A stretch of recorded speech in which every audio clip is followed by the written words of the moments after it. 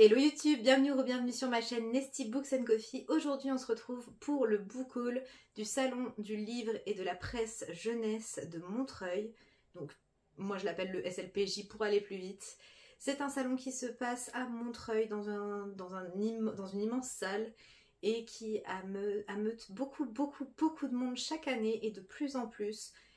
Et j'ai eu la chance de pouvoir y retourner cette année. J'y étais allée l'an dernier, j'avais fait un vlog à ce sujet, mais cette année je n'ai pas eu le temps. L'an dernier j'y suis allée 4 jours, cette année j'y suis allée 2 jours avec ma meilleure amie et je vous avoue que j'ai essayé de profiter surtout, mais entre le monde et le temps qui manquait, vraiment ça a été compliqué, donc je n'ai pas filmé. Mais j'ai quand même bien profité et j'ai hâte de vous montrer tout ce que j'ai ramené parce que comme chaque année j'ai un peu craqué, mais moins que l'an dernier quand même. On va pas traîner parce qu'il y a beaucoup de livres, c'est parti!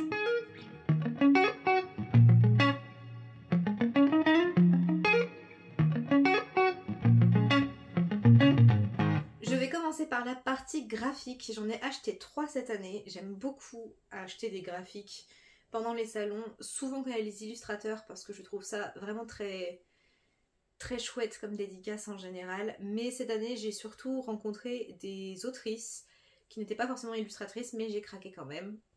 Vous connaissez la chanson. Le premier que je vous présente, il s'agit de Flore Mazigador, de Céline Aonienne et de TM. TM, c'est celui qui a écrit Malika Secousse, enfin qui les a illustrés, je pense qu'il les a scénarisés. On est ici sur donc le sous-titre Histoire et contes créoles des plantes magiques de la Réunion. C'est un recueil d'histoires, il me semble, qui parle donc des plantes de la flore réunionnaise. Je suis à moitié réunionnaise, ma mère y est née et c'est une île que j'aime énormément et j'aime toujours pouvoir retrouver des livres qui en parlent et celui-là me tentait énormément parce que j'adore TM de base. L'autrice était absolument adorable et elle m'a vendu son livre, j'étais en mode ok j'achète.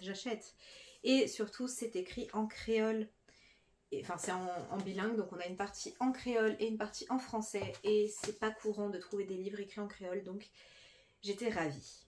Deuxième livre que j'ai acheté sur ce même stand, il s'agit du stand La Réunion des livres, qui est une association qui promeut les éditeurs réunionnais et qui était déjà là l'an dernier, sur lequel je m'étais beaucoup attardée, et cette année encore. Et cette année j'ai pris, comme l'an dernier, le titre phare, celui qui est mis en avant, et l'illustratrice était là. J'ai acheté Nyama, Princesse esclave, de Isabelle O'Haraud, Florence Vitry et Céline Huette. J'ai donc pu rencontrer Florence Vitry qui je pense a participé à l'illustration. Elle m'a fait une dédicace en tout cas illustrée. Voilà, juste ici. On est sur une histoire qui est assez méconnue mais qui est une histoire vraie et on va parler d'une jeune femme qui a été esclave et affranchie il me semble. J'ai hâte de m'y plonger, je n'en sais pas plus mais ça me tente énormément. Et ici encore on est sur une version bilingue, donc français-créole, ce qui est toujours un plus pour moi. Un achat qui n'était pas vraiment prévu, mais qui me faisait de l'œil déjà depuis l'an dernier, mais que je n'ai pas recroisé en librairie.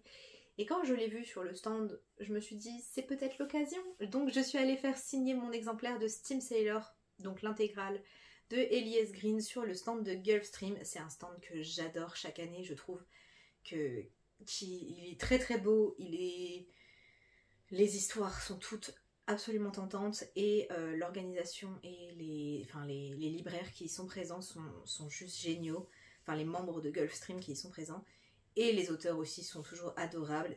Et du coup cette année j'ai acheté Troll de Elias Green et Lisa Guisquier.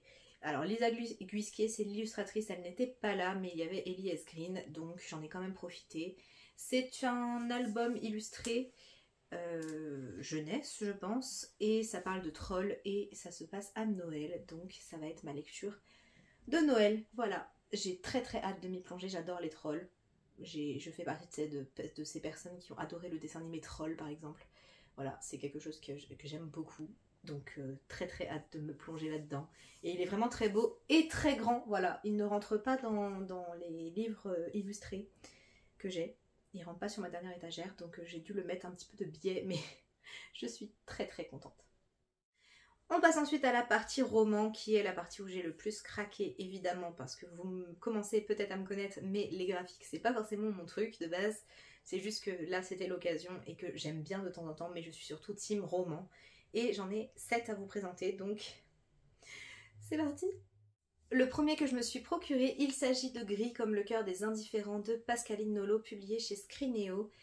Et j'ai pu rencontrer l'autrice, je lui en ai pris deux livres sur deux stands différents.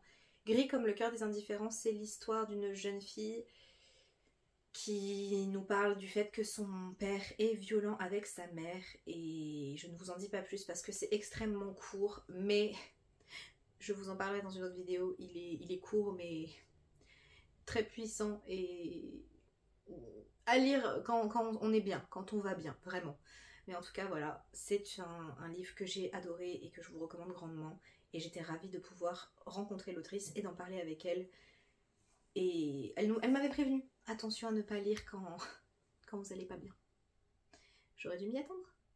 Le deuxième livre que j'ai pris à Pascaline Nolo, il s'agit de Rouge. Donc c'est édité chez Gulfstream dans la collection Électrogène. C'est une collection avec les tranches colorées et je les aime beaucoup, je les trouve très très chouettes. Ici, on est dans une réécriture plutôt sombre du Petit Chaperon Rouge, je pense, avec une jeune fille qui semble maudite et qui est rejetée par tout son village. Je n'en sais pas grand chose, je sais qu'il a eu énormément de succès, il a été publié en poche côté adulte parce qu'apparemment c'est quand même un livre qui est multigénérationnel et qui est très très impactant, très très bien écrit, donc j'ai vraiment très très hâte de m'y plonger. Et je pense que je ne vais pas tarder parce que c'est le temps parfait. Il fait super moche. Vous voyez la couverture, je pense que ça ira très très bien.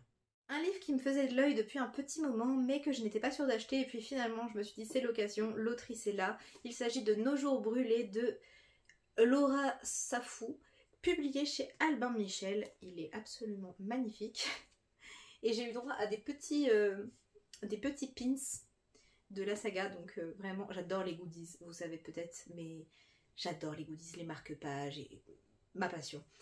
On est dans une fantaisie inspirée des mythes africains et ici on est dans un monde où le jour a disparu et où une jeune fille et sa mère essayent de s'en sortir et je n'en sais pas plus, honnêtement. J'ai lu le résumé lors du salon et puis ça m'est un peu sorti de l'esprit et je ne veux pas en savoir plus parce que vous savez peut-être, mais je déteste relire les résumés. Mais en tout cas, il me tente énormément. Il s'agit d'une trilogie, le tome 3 est sorti cette année. Donc, je me lance encore dans une saga, mais j'ai très très hâte. Je suis allée la voir le samedi et le lendemain, ma meilleure amie est retournée la voir pour acheter le même livre parce qu'elle avait été convaincue par l'autrice. Et on a craqué du coup toutes les deux et j'ai très très hâte de le lire et de savoir ce qu'elle en a pensé également. Et ça nous fait une lecture à faire en parallèle, c'est super chouette. Un livre qui était sur ma wishlist depuis un petit moment maintenant, depuis qu'il était sorti, et que je n'avais pas encore pris le temps d'acheter, et puis je suis passée devant le stand et j'ai vu qu'il n'y avait personne à la dédicace, et je me suis dit mais c'est l'occasion rêvée, parce que à Montreuil les queues peuvent faire 2 heures, et là ben, j'étais la seule. Il s'agit de Twin Crowns de Catherine Weber et Catherine Doyle, et ici on est dans une romantasy avec deux sœurs, je crois. Deux sœurs, un combat pour un trône, de la magie, j'adore. J'ai pu rencontrer une des Catherine, laquelle je ne sais plus. C'était Catherine Weber. Il y a un K dans la dédicace et c'est Catherine Weber. Elles ont le même prénom et elles sont belles sœurs, je crois, donc c'est assez marrant. J'ai très très hâte de lire ce livre. Je sais qu'il a eu beaucoup de succès et si jamais ça me plaît, j'aurai très envie de me procurer la suite. Ils sont absolument magnifiques. Et je ne vous ai pas dit, mais c'est publié chez Bayard. Je manque à mes devoirs. Le livre suivant, il s'agit d'un livre qui était sur ma wishlist, donc je suis très contente, j'ai réussi à m'y tenir un petit peu. Il s'agit de Gwen and Hearts Are Not in Love de Lex Croucher. C'est publié chez Casterman. Alors j'adore cette couverture, je sais pas ce que vous en pensez, mais je la trouve vraiment très très belle.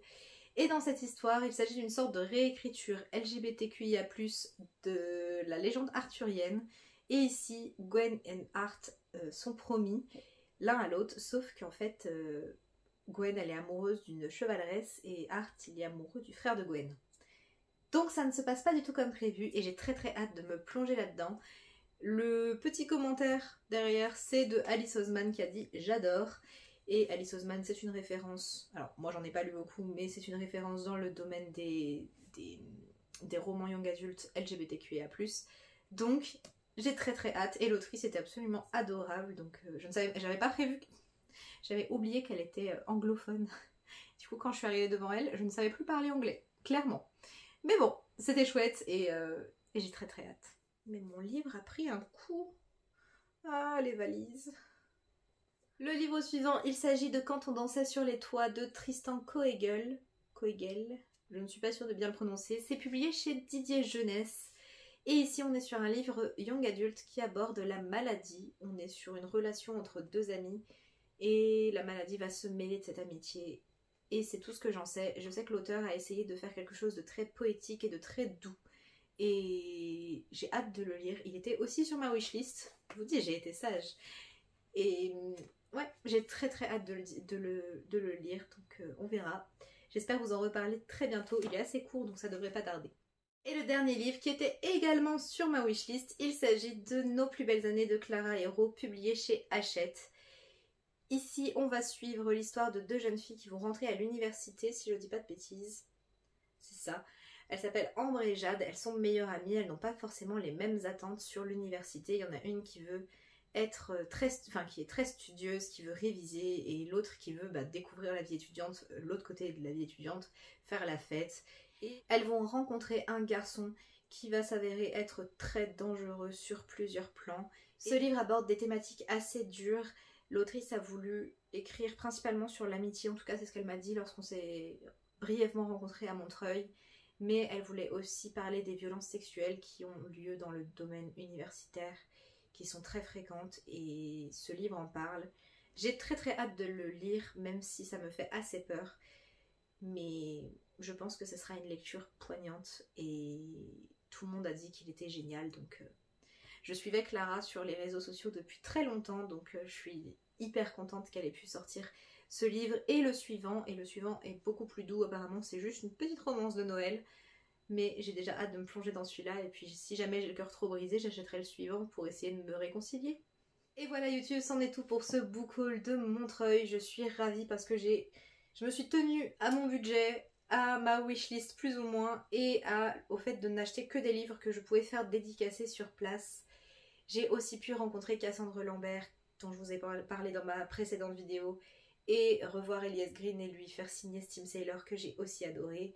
C'est toujours une chance de pouvoir échanger avec les auteurs, même si c'est très compliqué parfois, parce que il y a énormément de monde, et parfois c'est sur des systèmes de tickets qui ne peuvent pas convenir à toute la population qui se pointe au salon, mais c'était quand même une superbe expérience. C'est très éprouvant, mais c'est une expérience que je referai, je pense, et sans doute aussi découvrir d'autres salons.